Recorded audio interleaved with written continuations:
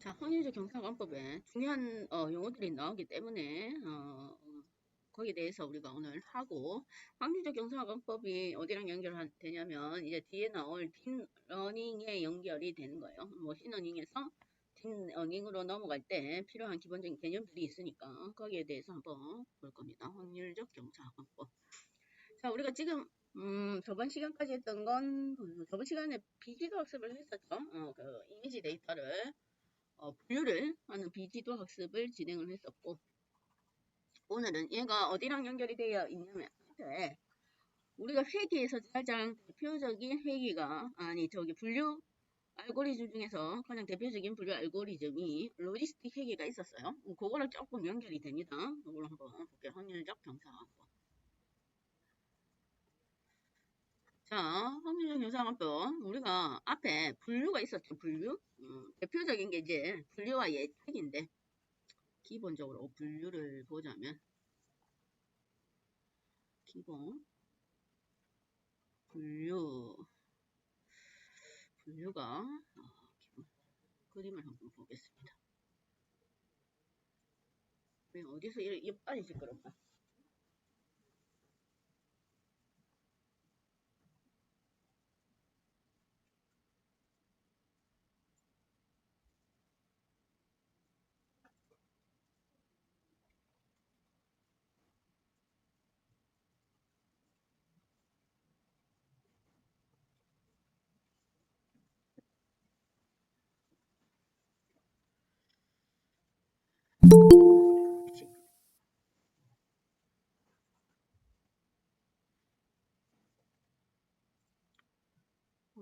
이미지를 한번 봅시다. 이미지가 선형함수.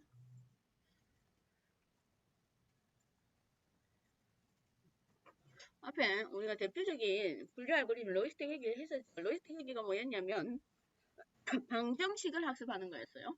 방정식을 학습해서 방정식을 학습한 결과 필요한 기울기와 그 다음 별편을 찾아서 우리 방정식의 결과를 가지고 분류를 하는 알고리즘이 대표적인 로지스틱 회계. 그럼 로지스틱 회계의 그림이 이렇게 생겼다 이 말이에요. 기본적으로 선형 회계 또는 로지스틱 회계의 형태가 이런 형태입니다.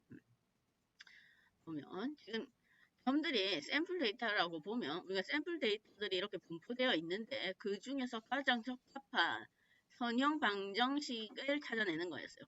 어떤 기울기 또는 별편을 찾아내는 겁니다. 선형 방정식을 그래프로 그려보면 직선의 그래프를 우리가 그릴 수가 있습니다. 그러면 여기는 이제 분포되어 있는 데이터의 형태는 이거예요. 이렇게 분포되어 있는 데이터. 그럼 모든 분포되어 있는 데이터를 우리가 다 포함하지는 못합니다. 어쨌든 지금 현재 분포되어 있는 데이터를 어쨌든 최대한 많이 포함할 수 있는 방정식을 찾아내는 게 지금까지 우리가 했던 로지스틱 회기 또는 예측도 마찬가지였죠. 선형 회기도 1차 방정식이든 2차 방정식이든 간에 어쨌든 방정식을 찾아내는 게 기본적인 알고리즘의 목표였어요. 그럼 방정식을 찾아낼 때 만약에 지금 현재 찾아낸 이 방정식의 선이 얘가 최선의 방정식 결과라고 치면 얘를 최선의 방정식의 결과를 찾아내는데 한 번 실제로 샘플 데이터, 훈련 데이터를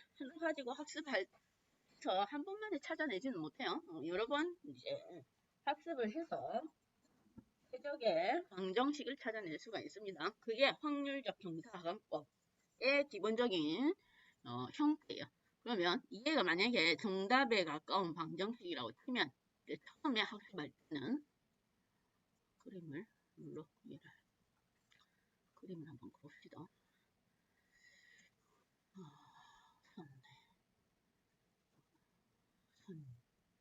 이걸로 그린다 치면 만약에 처음 학습할 때는 이 방정식을 찾기 위해서는 맨 처음에 학습할 때 만약에 훈련 데이터를 하나 이용해서 학습했을 때는 처음부터 얘를 찾아내지 못해요. 처음에는 이제 랜덤하게 방정식을 그려야 되겠죠. 예를 들면 이렇게 그렸어요.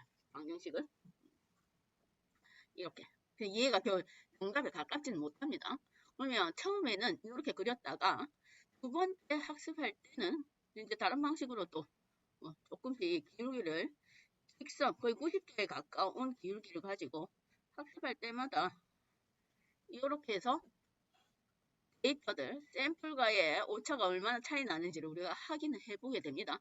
처음에 이렇게 랜덤하게 직선을 그렸더니 얘는 너무 멀죠? 그래서 이게 정답이 아니구나. 최선의 방정식이 아니구나 싶어서 뭐 기울기를 이제 각도를 조금씩 줄여가면서 찾아내는 거예요. 그래서 또 학습할 때는 이렇게, 그 다음에 세 번째 학습할 때는 그 다음 찾아내는 거, 또 이렇게 한다 이 말이에요. 이렇게 하다가 또 그 다음에 할 때도 또 이렇게 하다가 이제 여러 번, 한 번만에 우리가 이해를 찾아내지 못해요. 그래서 여러 번 학습을 하게 됩니다.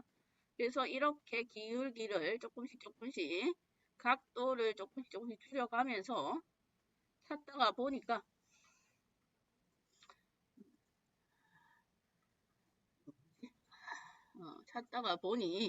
찾다가 학습을 하면서 찾다가 보면 이제 뭐 정답에 가까운 걸 찾을 수가 있다 이 말이에요. 정답에 가까운 거.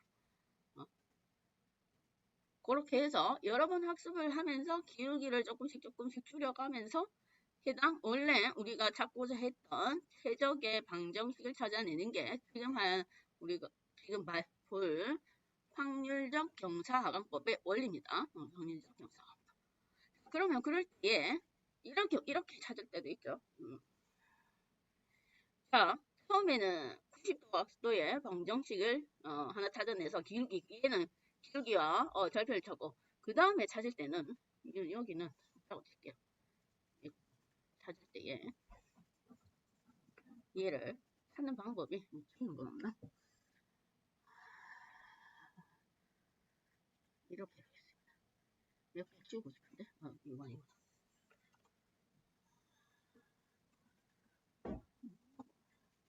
다시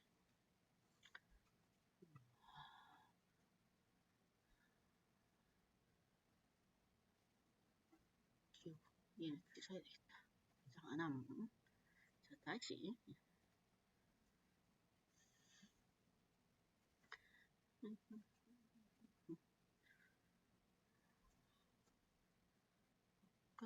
성형함수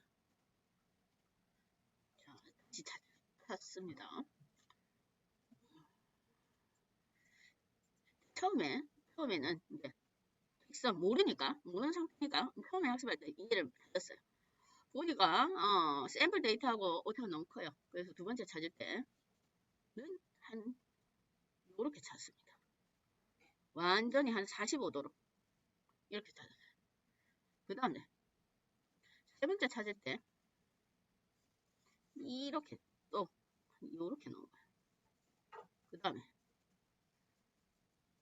네 번째에 이렇게 넣은 거예요. 이렇게 찾을 때 찾는 방법이 얘는 학습을 4번에서 4번 만에 완전히 기울기, 각도를 엄청 크게 해가지고 듬성듬성하게 큰 각도로 찾는 경우도 있습니다.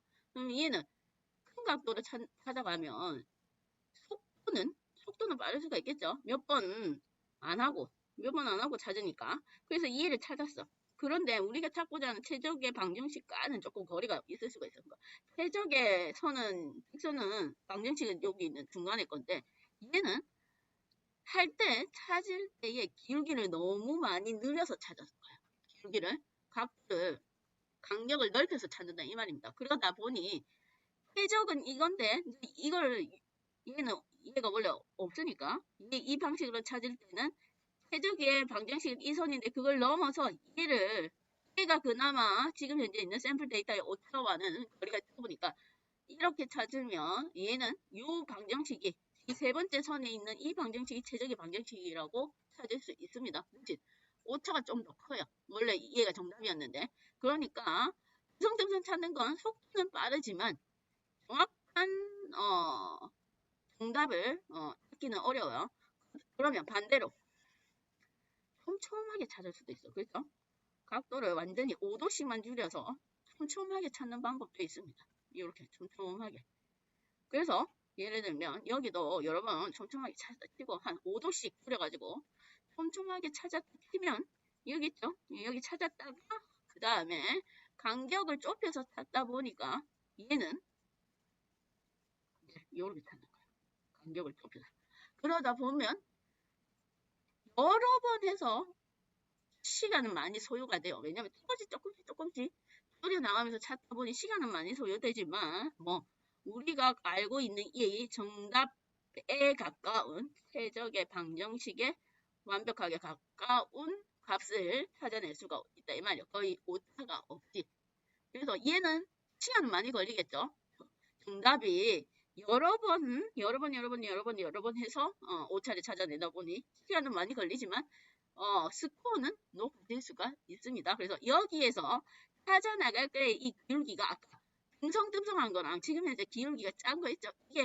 이걸 나중에 뭐라면 학습률이라 해요. 학습률. 오차의 범위를 크게 넓힐 것인지 아니면 찾을 때 오차의 범위, 이 기울기의 범위를 조금씩 줄여나가면서 찾을 것인지 아니면 넓혀서 찾을 건지 그게 이제 학습률이라고 볼 수가 있습니다. 어쨌든 일반적으로 얘가 찾아나갈 건 이 방정식이란 말이에요. 얘가 답. 얘를 찾아나가는 방식이 확률 경사관법의 기본적인 원리예요. 그러면 찾는데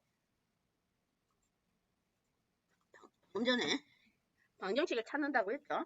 그럼 찾는데 얘 한 번에 찾을 수는 없어요. 그러면 얘는 이제 학습을 우리가 앞에는 한 번만 했지만 이제 확률적 경사관법을 이용하면 학습을 여러 번 진행하게 됩니다. 여러 번 해야 돼요.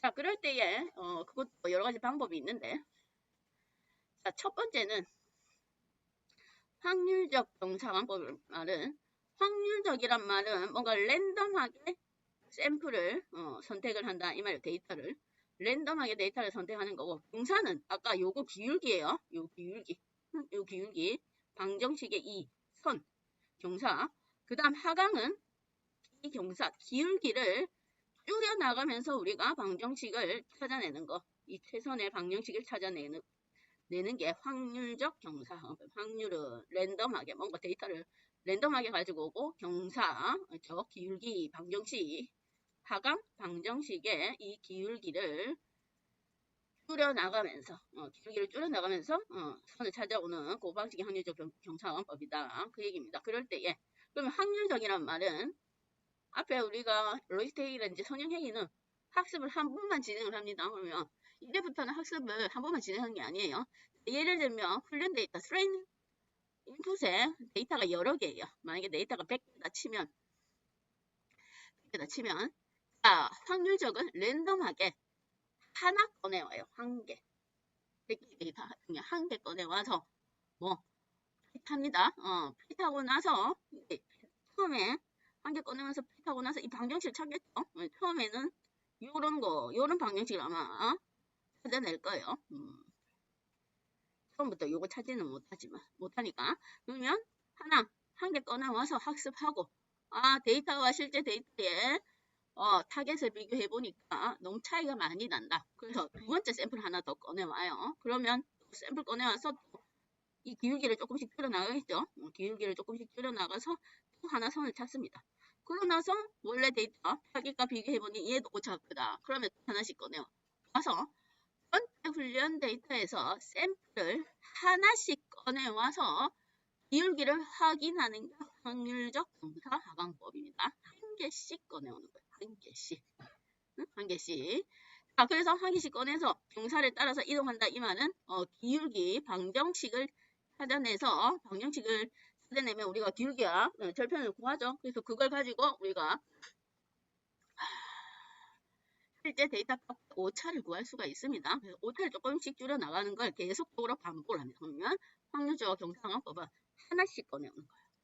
그래서 이 데이터를 다 한 개씩 끄집어내서 학습하고 오차를 찾고 하다 보니 이 데이터 전체를 다 사용을 했습니다. 그러면 이 샘플 데이터 훈련 세트에서 학습을 하면서 하나씩 꺼내와서 샘플 데이터를 한번 싹 다 사용한 걸 우리가 에포크라고 합니다. 1에포크 단위가 있습니다. 그 딥러닝에서 에포크라는 말이 나와요. 그러면 1에포크가 완료되었다. 훈련 데이터에서 한 개씩 끄집어가서 훈련에 참여를 하고 기울기 방정식을 구하고 나서 오차를 줄여나가는 걸 다 했으면 1에포크. 그러면 확률적 형사관법 딥러닝에서는 에프코를 한 번만 사용하지 않습니다. 기본적으로 우리가 오늘 할 확률적 형사관법은 기본 에프코 값이 100개예요. 100개. 만약에 훈련 데이터가 100개면 한 개씩 끄집어내서 그걸 다시 100번 훈련한다 그 얘기입니다. 하나씩 끄집어내서 그게 확률적 형사관법. 그러면 하나씩 끄집어내니까 아무래도 시간이 많이 걸릴 수밖에 없습니다. 요거는 우리가 지금 현재 머신러닝에서 사용하는 확률적 형사관법이고 실제로 딥러닝은 데이터의 개수가 많습니다. 뒤에 나오는 거 다음 시간에 할 딥러닝에 거기도 이미지 데이터가 나오는데 이미지 데이터가 기본적으로 10,000개가 넘어요. 그러면 1,000개 정도는 확률적 형사관법 한 개씩 꺼내서 훈련을 시키면 되는데 이제 10,000개 뭐 몇만 개 뒤에는 뭐 몇십만 개 이렇게 되면 얘가 속도가 너무 시간이 너무 많이 걸린다 이 말이에요. 그래서 그걸 보완한 게 미니 배치 경사관법입니다. 한 개는 너무 느리다. 정확도는 올라가 있지만 너무 느리다 이 말이에요. 그래서 미니 배치는 여러 개씩 꺼내겠어 훈련을 시키고 기울기를 조정해 나가겠다. 그게 미니 배치 경사관법. 미니 배치 경사관법은 일반적으로 2의 배수를 사용합니다. 딥러닝에서는 한 개씩은 너무 많으니까 보통 2의 배수인데 일반적으로 32개, 64개 그런 형식으로 잘라서 사용합니다. 그게 미니 배치 경사관법이고 아예 그냥 처음에 몽땅 올 그냥 훈련 세트를 한꺼번에 사용하는 그냥 일반 배치 경사관법도 있습니다. 배치 경사관법도 있고 자, 일반적으로는 우리가 지금 할 건 확률적 경사관법이고 딥러닝은 미니 배치 경사관법을 사용한다. 그래서 각 훈련 데이터에서 어떤 방식으로든 샘플을 다 활용해서 학습을 하고 기울기를 조정해 나가는 첫 번째 한 단계가 1F급. 기본적으로 확률적 경사관법은 100F급을 사용을 합니다. 100F도 그러면 F급의 수치는 우리가 앞에서처럼 얘는 수정할 수 있는 인수값이에요. 하이퍼 파라미터에 속해요. 그리고 우리가 정해줘야 된다. 그 얘기예요.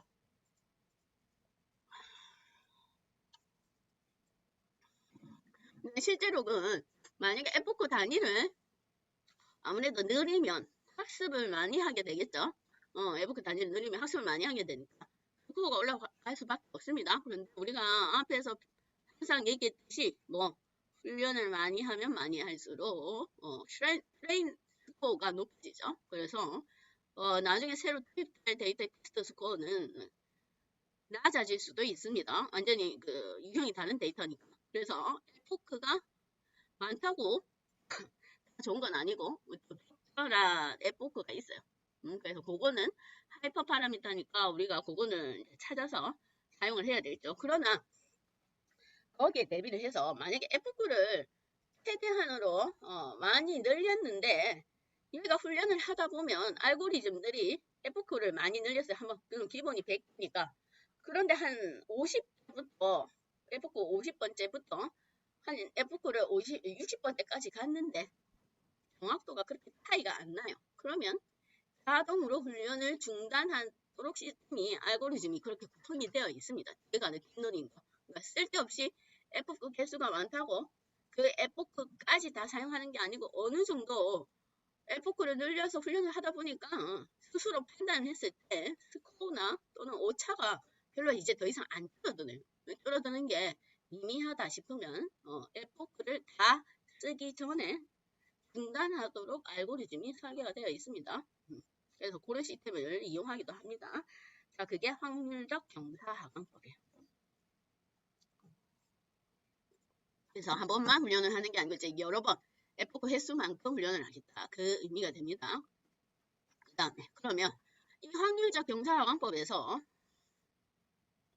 샘플을 꺼내서 쓸 때마다 이 기울기 있죠? 이 기울기가 방정식이 그렇죠? 이 방정식이 실제 데이터 사기가에 얼마만큼 차이가 나는가 이 오차를 구해주는 게 있어요. 그러면 이 오차를 알아야 되겠죠. 그래야 이것과 이게 왜 실제 정답이라 치면 학습할 때 찾은 이 방정식 실제 정답에 오차가 있으니까 그 오차를 이제 우리가 구해야 됩니다. 그래서 그 오차를 줄여나가는 방식으로 학습을 하게 됩니다. 그래서 그 오차를 구하는 함수를 우리가 여기서는 손실함수라고 합니다. 손실함수. 뭔가 이제 함수가 종류가 나오고 있습니다. 함수의 종류가. 함수를 우리가 앞에 하나 했어요. 뭐 로지스틱 회기에 함수가 있었죠. 하나. 뭐 시그모이드 함수가 있었습니다. 시그모이드 함수. 왜? 로지스틱 회기는 방정식을 우리가 학습하는 거라 했습니다. 지금 현재 우리가 하고 있는 것도 방정식 학습하는 거니까. 그럼 방정식을 학습하다 보면 결과가 나오죠. 방정식의 결과. ax 플러스 bx 플러스 c 이런 형태의 방정식의 결과를 가지고 우리가 스코어를 산출해내야 되는데 스코어의 범위는 0.0에서 1.04인데 방정식은 마이너스도 있었어요.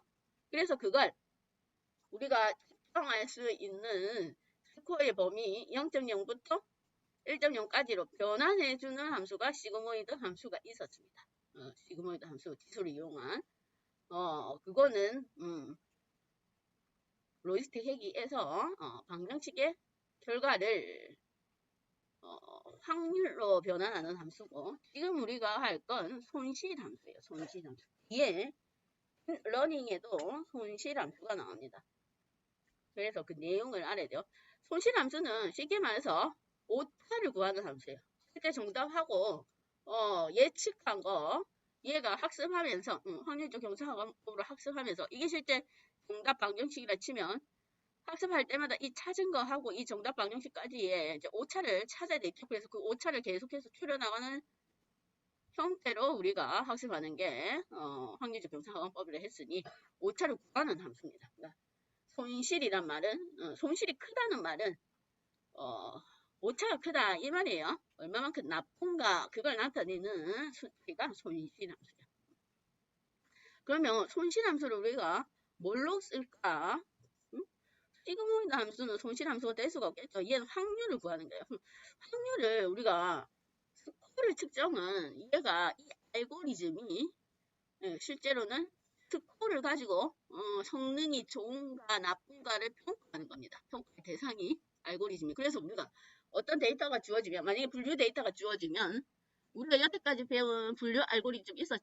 K 뉴럴버스 알고리즘이 있었고 그 다음에 로지스틱 회기가 있었어요. 그 다음 결정 트리가 있었고 그러면 어떤 데이터가 주어지면 각각의 알고리즘을 사용해서 뭐가 스코어가 제일 높은 걸 알고리즘을 선택을 해서 활용을 하면 돼요. 그래서 그거는 스코어는 해당 알고리즘의 어떤 성능을 평가하는 수치라고 볼 수가 있습니다. 스코어가 트레인 스코어와 그다음 뭐 테스트 스코어가 같이 높은 거, 과대적합 안 되어 있는 거. 그래서 그게 최종 목표인데 그 스코어는 손실함수로는 적당하지 않아요. 그 책에는 뭐 왜 또 적당하지 않냐면 예를 들어 샘플 데이터가 작거나 이진 두 개 중에 하나 분류하는 거 있죠. 이진 분류일 경우에 샘플 데이터가 만약에 4개예요. 샘플 데이터가. 그러면 샘플 데이터가 4개인 경우에 우리가 정확도를 측정해 보면 4개 중에 4개 하나도 못 맞추면 정확도가 0입니다. 4개 중에 1개 맞췄다 그러면 정확도가 0.25가 되고 2개 맞추면 0.5, 그 다음 3개 맞추면 0.75, 4개 다 맞추면 1. 그러면 스코어가 나올 수 있는 범위는 예를 들어 샘플 데이터가 작다고 치면 샘플 데이터가 작고 2개 중에 1개 맞추는 이진 분류라고 했을 때 스코어가 나올 수 있는 값의 범위는 0, 그 다음 0.25, 0.5, 0.75, 1 이거 5개의 숫자밖에 안 나와요. 5개의 숫자. 5개의 숫자밖에 안 나옵니다. 그러면 이 5개의 숫자로는 뭔가 오차를 표현하기는 5개의 숫자가 범위가 너무 뭐라 해야 되지? 간격이 있다 이 말이에요. 간격.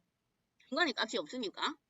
그러면 손실함수가 되려면 데이터가 연속성이 있는 데이터여야 된다. 그 얘기입니다. 손실함수를 측정하려면. 얘는 간격이 너무 넓어서 안 되니까. 그래서 손실함수를 이용하기 위해서는 그걸 책에서는 미분 가능한 수치여야 된다고 표현을 하고 있습니다. 미분 가능한 수치.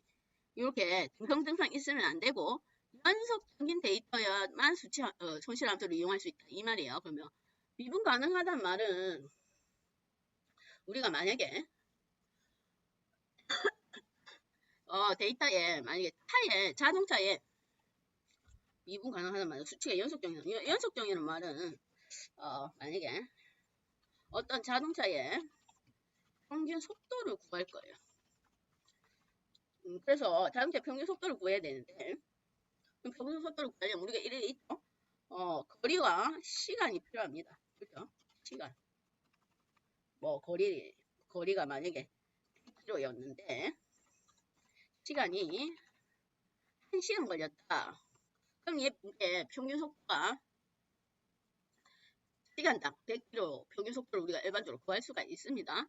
그런데 만약에 그래서 평균 속도를 구하려고 시간도 측정하고 자동차가 달리면서 거리도 측정했어요. 그런데 하다가 측정을 잘못해서 중간에 빠진 구간이 있을 수가 있어요. 중간에 빠진 구간. 그래서 처음에 시작 지점에서 모르고 시작 지점에서 한 50km는 측정을 했어요. 평균 속도가 50km 한 30분 걸렸습니다. 근데 중간에 모르고 휴게소에 들렸어. 들리고 나서 충전기를 안 켜가지고 중간에 한 30분은 속도가 없습니다. 속도가 0이고 한 30분 빠졌어요. 그리고 다시 끄고 뭐 한 40km 달렸는데 또 한 30분 걸렸다. 이러면 중간에 빠진 이 데이터 때문에 정확하게 어떤 평균 속도를 내지는 못해요. 뭐 시속이라든지 아니면 분속이라든지 초속 같은 걸 내기가 힘듭니다. 중간에 이 등성 뭐 빠진 구간이 있기 때문에. 그래서 뭔가 우리가 손실 함수로 사용하려면 데이터가 연속성이 있어야 된다. 이렇게 되면 이거를 우리가 미분할 수가 없고요. 미분한다는 말은 간격을 최소한으로 좁혀서 그 지점 사이 어떤 값을 평균이라는 값을 측정하기 위해서 간격을 최소한으로 줄여야 돼요. 그런데 중간에 이렇게 등성등성 데이터가 없으면 최소한의 값을 측정을 하지를 못합니다. 그래서 이거는 뭐 알맞은 데이터가 아니다 이 말이에요. 샘플 데이터가 이것도 또 스코어도 요거는 알맞은 데이터가 아니다 이 말입니다. 그래서 세 개 놓는 걸 보면 뭐 데이터가 연속적인 게 우리가 손실 함수로 사용할 수 있는 데이터다 이 말이에요. 연속. 그래서 그럼 연속성을 이용해서 어떻게 만드냐 하면 확률적 경사하관법에서 사용하는 손실함수의 이름은 로지스틱 손실함수예요. 기본적으로 뭐 분류에서는 방정식을 학습하기 위해서 우리가 분류를 하죠. 기본적인 방정식의 기울기와 별표를 구하기 위해서. 그럼 로지스틱 손실함수는 분류를 예를 들면 우리가 분류를 하게 되면 예를 들어 이진 분류라고 치면 일반적으로 아까 스코어는 간격이 등성등성하기 때문에 수직값으로 사용을 못하고 뭘 하냐면 로지스틱 손실 함수라고 해서 타겟에 따라서 마이너스 무한대하고 그다음 플러스 무한대로 구분을 합니다. 우리가 손실이란 말은 구분을 하자면 손실은 뭐 수치가 낮으면 손실의 수치가 낮단 말은 오차가 낮단 말이죠. 손실 수치 오차가 낮다 이 말이에요. 그러면 평가를 하기에 얘가 좋은 거예요. 오차가 낮다 이 말입니다. 그러니까 숫자가 낮으면 오차가 낮은 거예요. 그러면 수치가 높으면 오차가 높은 겁니다. 그러면 예를 들면 로지스틱 손실 함수는 이렇게 생겼어요. 그래프가. 만약에 정답이 이진분류를 쳤을 때 정답이 1이에요. 정답이 1인데 만약에 정답이 1인데 어떤 데이터가 0.8을 예측을 했습니다. 정답은 1인데 0.8을 예측했으면 1에 가까운 요 정도 요 정도 예측했다 이 말이에요. 자 그러면 그 값을 그대로 사용을 하진 않아요. 그 값을 사용 안 하고 로그 함수를 붙입니다. 뭐 마이너스 앞에 마이너스 로그 함수를 붙여요. 그러면 만약에 정답이 1이었는데 0.8이란 말은 요쯤이에요. 요쯤. 그럼 로그로 치면은 작은 음수 값입니다. 이 그래프를 치면 작은 음수인데 그 중에 다시 마이너스를 붙이면 작은 양수가 됩니다. 작은 양수. 그러면 수치가 숫자가 작은 양수란 말은 아까 제가 숫자가 낮으면 여기가 오차가 작다 이 말이죠. 오차가 작다. 그러면 예를 들어 하기 정답이 1일 때, 1일 때 손실함수를 통과하면 정답이 1인데 0.8 정도로 예측을 했어요. 예측하면 로그를 붙여서 마이너스 로그를 붙입니다. 그러면 얘가 마이너스 로그를 붙이면 어떤 값인지는 모르지만 작은 양수가 돼요. 우리가 생겼을 때 정답이 1이고 0.8로 예측하면 오차가 작죠? 오차가 작습니다. 그러니까 정답이 1, 0.8로 예측을 했다 하면 오차가 작으니까 작은 양수가 되면 손실이 났다 이 말이에요. 마이너스 로그를 붙여요. 만약에 정답이 1인데 0.8과 반대로 한 0.2 정도로 예측을 했습니다. 그럼 0에서 가까운 수니까. 그럼 0.2 정도로 예측하면 얘가 뭐냐면 마이너스 로그의 큰 로그 값입니다. 큰 마이너스 값이에요. 이 그래프가 다 안 되어 있지만 0.2 정도면 이렇게 되겠네요. 쭉 가면. 거기에 다시 마이너스를 붙이니까 큰 양수가 됩니다. 큰 양수가 된다 이 말이에요. 그러면 정답이 1일 때 만약에 한 0.2 정도로 예측 잘못 예측한 거죠. 정답이 1인데 0.2%의 확률을 예측하면 그러면 이걸 마이너스 로그로 붙여서 계산을 해보면 어떤 건 모르지만 큰 양수 값이다. 그러면 얘는 뭐 손실이 크다 이 말이에요. 손실이 크다 이 말입니다. 그게 손실 함수가 하는 역할입니다. 예를 들어 이진 분류일 때 그렇게 하는 거예요. 만약에 정답이 0이면 예측 확률을 쓰는 게 아니고 1에서 예측 확률을 뺍니다. 1에서 예측 확률을 빼서 만약에 정답이 0일 때는 만약에 정답이 0인데 아까처럼 똑같이 0.8 정도로 예측했다 치면 답은 0인데 0.8이면 잘못 예측한 겁니다. 그렇죠? 잘못 예측했다. 그러면 1에서 0.8을 빼면 0.2죠. 거기에 다시 마이너스 로그를 붙이면 뭐 큰 양수 값이 되는 거예요. 여기니까 1에서 마이너스 0.8 빼면 0.2니까 여기에다가 다시 마이너스 로그를 붙이면 큰 양수 값이 됩니다. 그럼 타겟이 정답이 0인데 0.8 정도로 예측했으면 잘못 예측한 거니까 큰 양수 값이 맞아요. 그래서 로그 함수를 이용해서 그것도 마이너스 로그를 붙여야 돼요.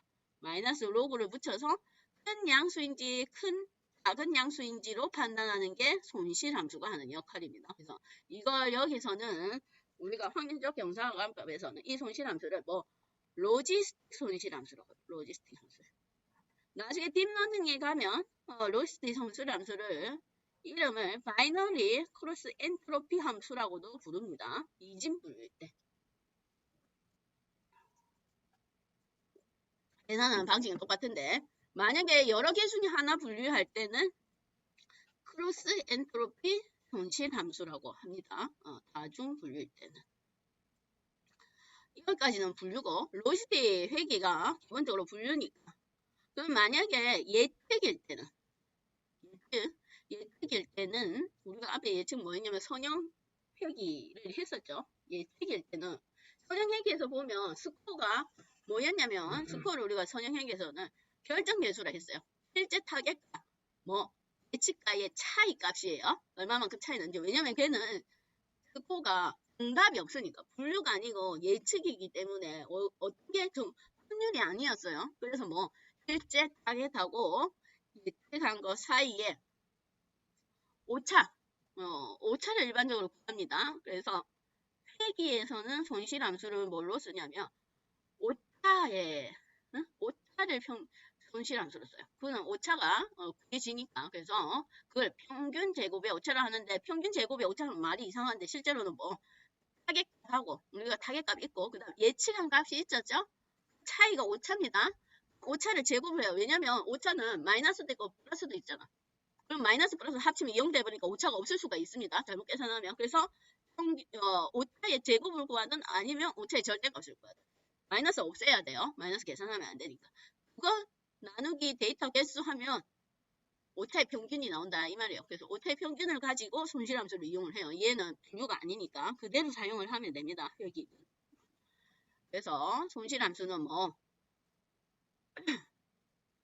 확률적 경사하강법에서 우리가 뭐 샘플을 꺼내갖고 F9 횟수만큼 학습을 진행하면서 기울기 방정식을 구하죠. 그게 실제 타겟하고 얼마나 차이가 나는지를 나타내주는 게 손실함수. 그러니까 손실함수에서 구해진 값이 뭐 다른 방향으로 기울기를 찾아간다. 그 얘기입니다. 근데 기울기를 찾는 방법이 아까 봤듯이 등성등성 찾을 수도 있고 간격을 좁혀갖고 조금씩 줄이면서 찾을 수도 있고 그런 방법들이 있습니다.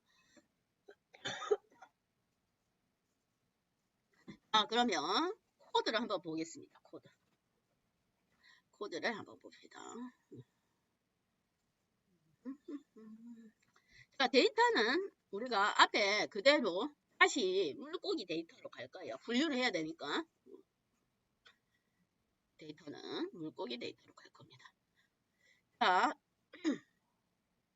알고리즘의 이름은 SGD 클래스파이어입니다. SGD 레거레이션도 있습니다. 여기도 있으니까. 자, SGD 왜 뭐냐면 스타캐스틱 그라데이션 디센딩 클래스파이어예요. 확률적 경사하강법이다. 그 얘기예요. 자, 확률적 경사하강법의 알고리즘의 기본 필수값이 있습니다. 로스 이게 뭐냐면 손실함수다. 이 말이에요. 그럼 손실함수가 로스 되어 있는 거 보니까 로지스틱 손실함수 외에도 다른 손실함수도 있습니다. 이진 분류일 때는 로지스틱 손실함수 이름이 로지스틱 손실함수는 이름이 로그예요. 로그. 로지스틱을 줄인 거예요. 우리가 하는 수학에서 로그가 아니고 로지스틱 손실함수다. 이 말이에요. 로지스틱. 기본 값은 힌지라는 또 손실함수가 있습니다. 힌지는 어떤 알고리즘에 사용되는 손실함수냐면 얘도 분류인데 SVM이라는 또 단순한 기본 분류 알고리즘이 있어요. 소프트 벡터 머신이라고 해서 소프트 벡터 머신을 잠깐 보면 얘도 그거 우리가 맨 처음에 배웠던 최근접 이웃 알고리즘하고 비슷해요. 이웃 분류 우리가 했던 건 최근접 이웃 분류니까. 이웃 분류는 우리가 이걸 이렇게 분류를 했었죠.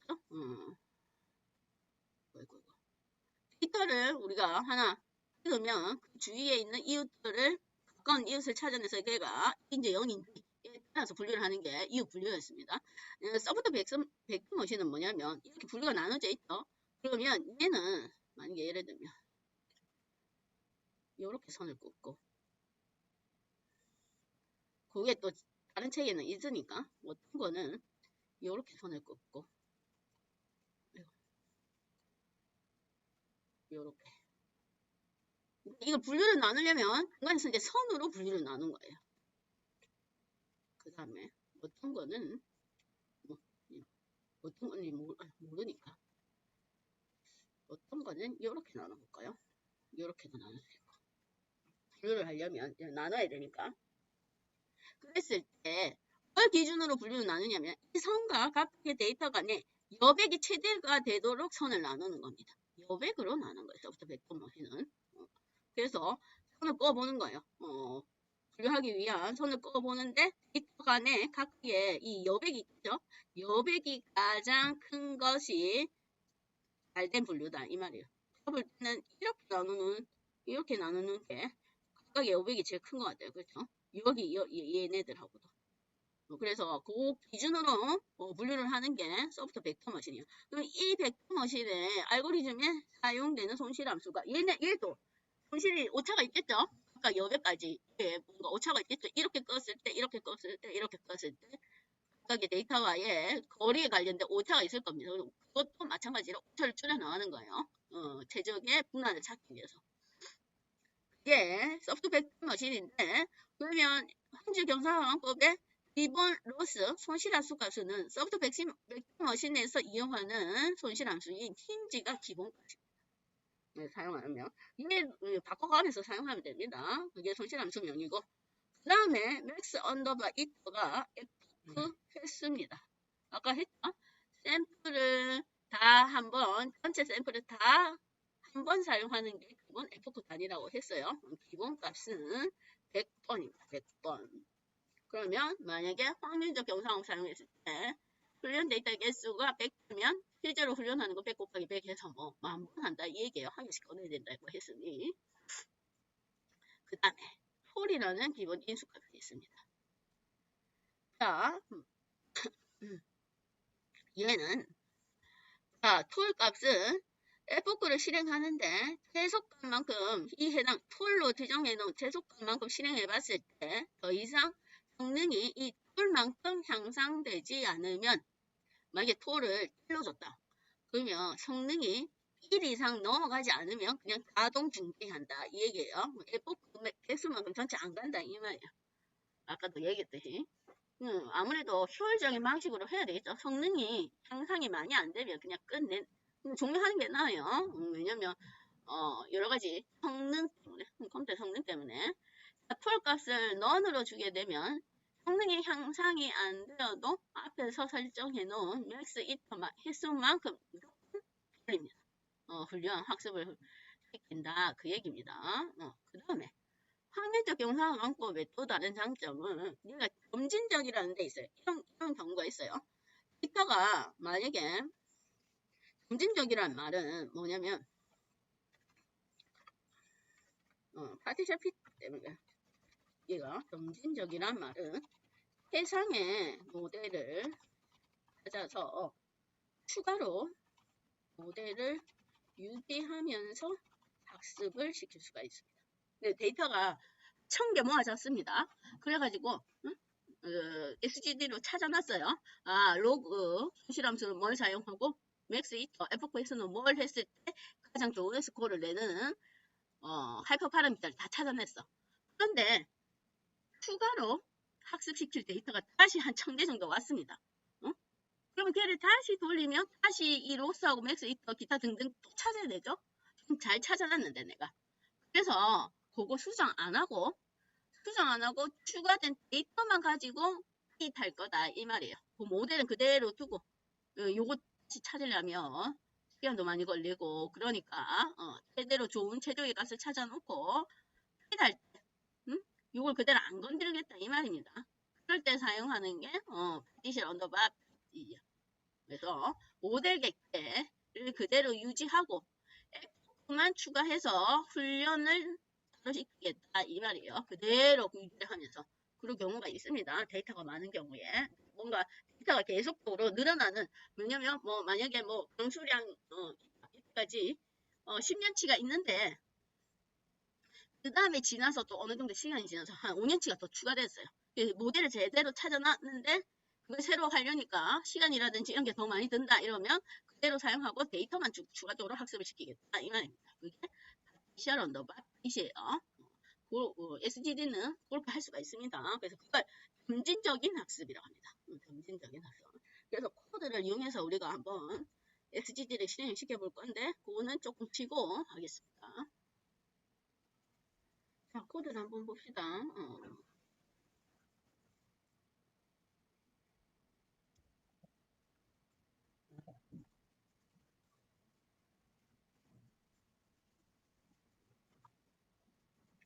코드는 간단합니다. 크게 복잡한 내용 없어요. 코드는. 자, 앞에 우리가 했던 그 물고기 분류 있었죠? 그걸 이용할 겁니다. 특성이 5개의 분류가 7종류인 거. 트레인 테스트 스플리트에서 훈련 데이터하고 테스트 데이터 나눌 거고, 그 다음에 얘네들은 각각 단위가 다 다르고 차이가 있죠. 그래서 뭐 표준화까지 시켰습니다. 표준화 시켜야 돼요. 그 다음에 SGT 클래시파이어에서 기본적인 아까 SVM에서 사용하는 손실함수인 기본 손실함수 값을 한번 사용해 볼게요. 우선 처음에는. 그 다음에 책에는 맥스 이터를 10번 했어요. 우선은 10번만 돌리겠습니다. 그 다음에 톨 값은 얘가 넌 하면 무조건 10번 다 돌리는 거예요. 지금은 10번 다 돌려봐야 알 수가 있으니까 그렇게 해서 할 거예요. 그 다음 랜덤 스테이트는 확률적 경상법은 아까 훈련 데이터에서 훈련시킬 때마다 샘플 한 개씩 뽑고 랜덤하게 뽑습니다. 결과가 우리가 같이 확인을 해야 되니까 랜덤 스테이트를 42로 두고 할 겁니다. 그래서 SGT 클래시파이어는 우리가 사이클런에 얘도 뭐 선형 모델에 있는 클래스예요. SGT 클래시파이어. 회기도 있습니다. 선형 회기 SGT 그러면 레귤레이션이 됩니다. 그래서 핏하고 프레임과 테스트 스코어를 한번 확인해 보겠습니다. 10번 돌립니다. 에포크를. 자, 그랬더니 8075가 나왔네요. 8075 10번 돌렸을 때. 크게 안 높아요 지금. 봅시다. 여기 힌지를 사용했을 때 그렇습니다. 지금 처음 돌린 건 힌지예요. 그러면 우선 힌지 이제 뷰를 각각 돌려서 최적화된 모델을 찾아야 되니까 8087이네요. 힌지로 돌렸을 때. 기본값인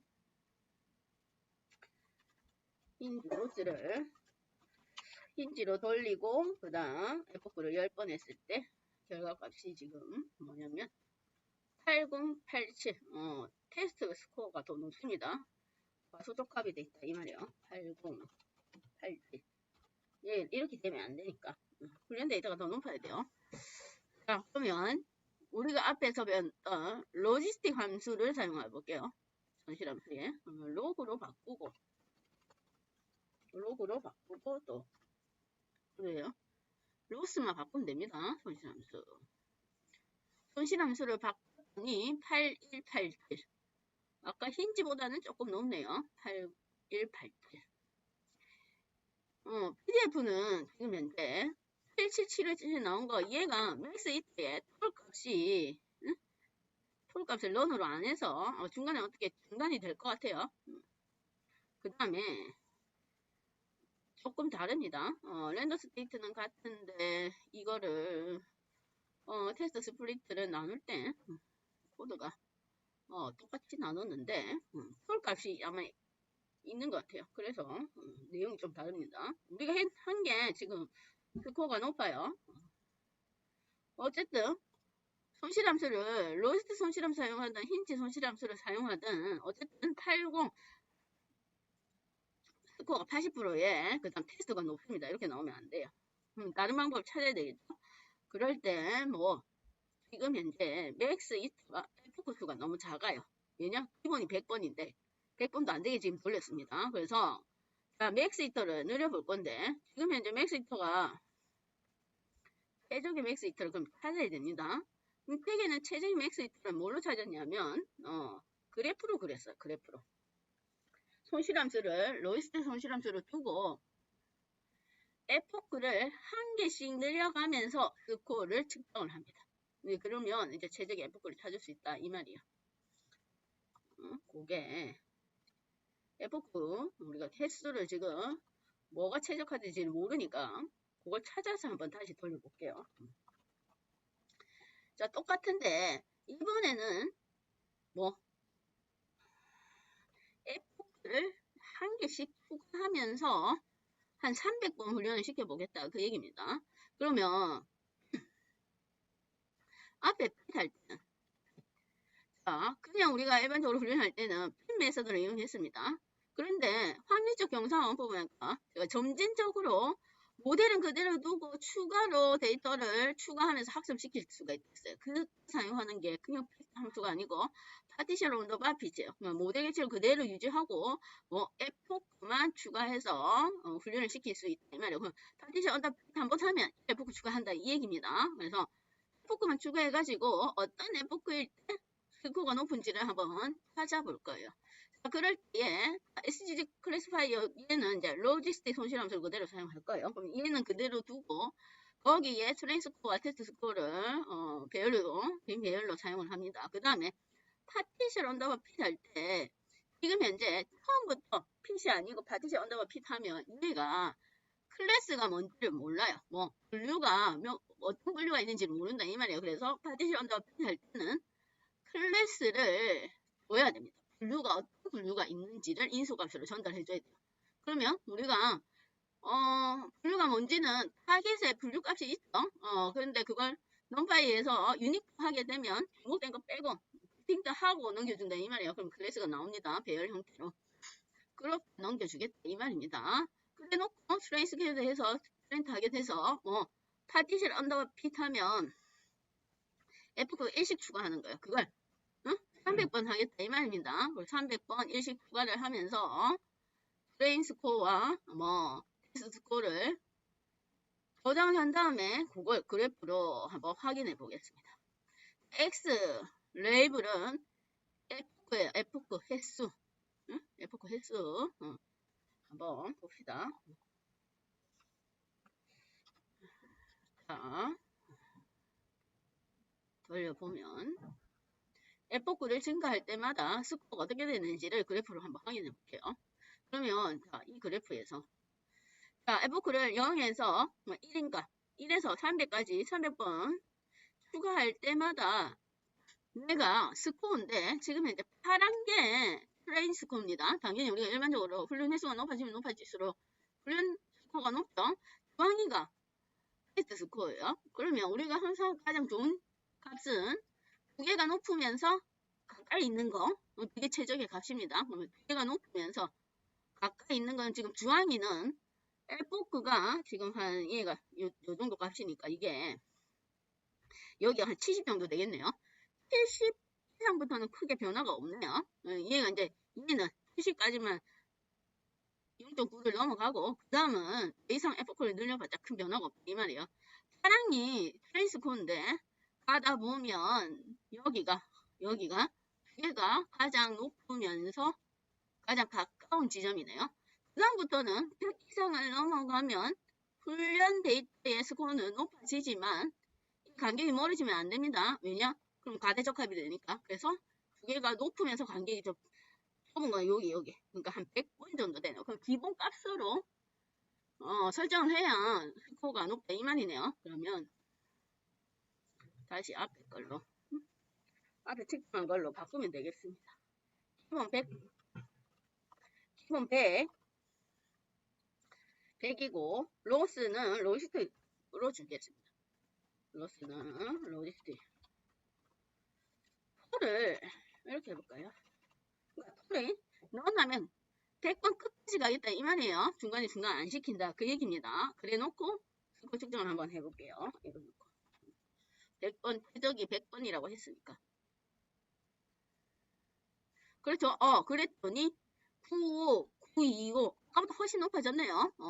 그러니까 100번 정도는 해야 우리가 얘가 뭐 최적의 방정식 찾아내는 것 같아요. 10번 아까 너무 작아요. 실제로는 95, 925 100번 자 95, 925인데 함수를 바꿔볼까요? 원래 있던 힌지로 한번 이 혹시 모르니까 이렇게 찾아내 가야 되니까 어떻게 좋은지는 우리가 알 수가 없어. 힌지로 바꾸고 또 한번 봅시다.